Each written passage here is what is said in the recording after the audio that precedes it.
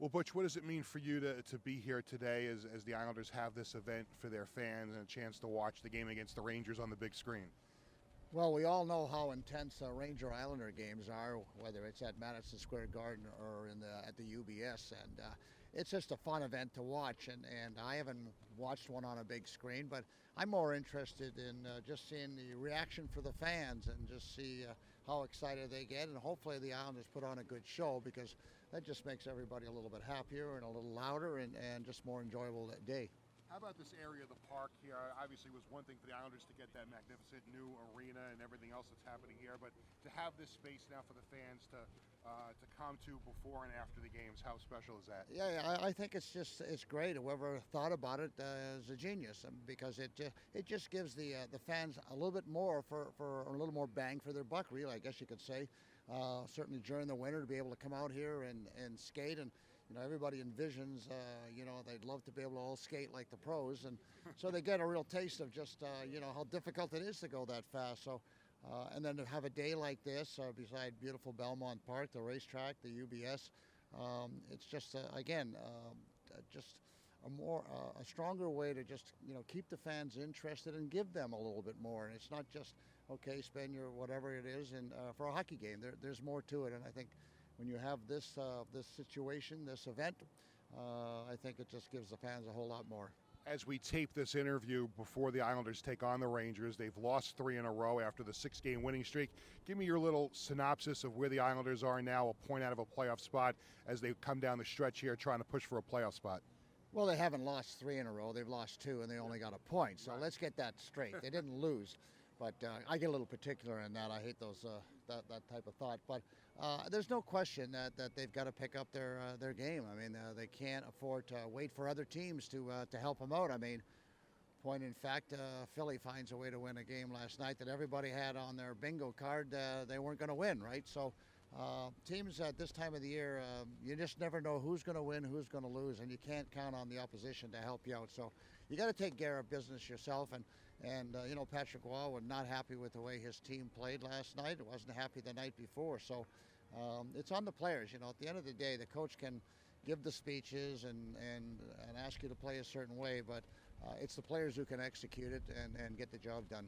Have you liked the way things have gone since Patrick Waugh took over? Have you sensed a difference in the way the Islanders have gone about their business since he's been behind the bench? Well, I like what he's done, and he has a lot of energy, and he's very forthwith, and he's not scared to lay the blame, or not lay the blame, but be honest about what's going on with his hockey team, and whether it's it's bad coaching, or the players make mistakes. He tells everybody, and that's really nice. But when you watch him behind the bench, you can see that he's into it. He's very vocal, and I think the players appreciate that.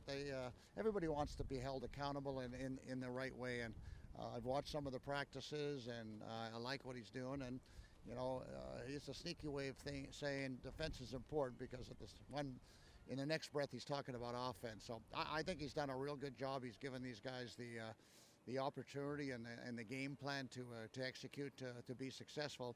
Thus far, they've been 50-50 with the way they've come about their business. We're just a few days removed from the anniversary of you being traded to the Islanders at trading deadline day in 1980. Do you often think about that day and how it really ultimately changed your life coming here to the Islanders?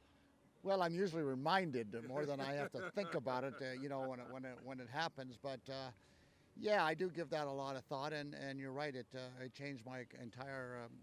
Well, not only did it change my hockey career, but it really changed my life in so many ways, because I loved playing in LA, and then we never had the success that we would have liked to have had. We had a couple of years where it was pretty good, got a little bit of a playoff run, but never got close to the Stanley Cup. And of course, a lot of people will look at your career, and it's not how many points you have, it's how many cups do you have. And so my career is looked at a little different way. And of course, having my jersey and my number up on the rafters is something I never thought about, never dreamed it might happen.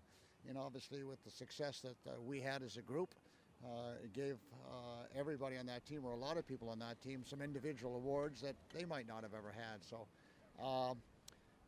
It's changed things dramatically for me. As I said, would I have the job I have now if I didn't have the success? And would I have the notoriety with the fans if we didn't have the success, and again with this particular job. So it changed dramatically for me, all for the good. Well, I was going to say, it's, for you, you're adored by the older fans who lived through the dynasty years, but now you've got the younger fans that know Butch Goring, like my kids. They know you from being the Islanders announcer, and Dad knows you from being the Islanders player. So you've got generations of people that appreciate what you've meant to the organization. You forgot the grandparents too; they know me also. Well, I'm not there yet. I know, but it's the funny thing is that as a hockey player, and if you have a pretty good career, you generate a pretty good following and a lot of popularity. But I could never have imagined what's gone on here since becoming an analyst. It's just like it's hard to go anywhere without someone saying hello, and it's a great feeling. And you have an awful lot of people that want to have selfies and they want autographs and. People often ask me if I ever get tired of it, and I go, no. Why would I?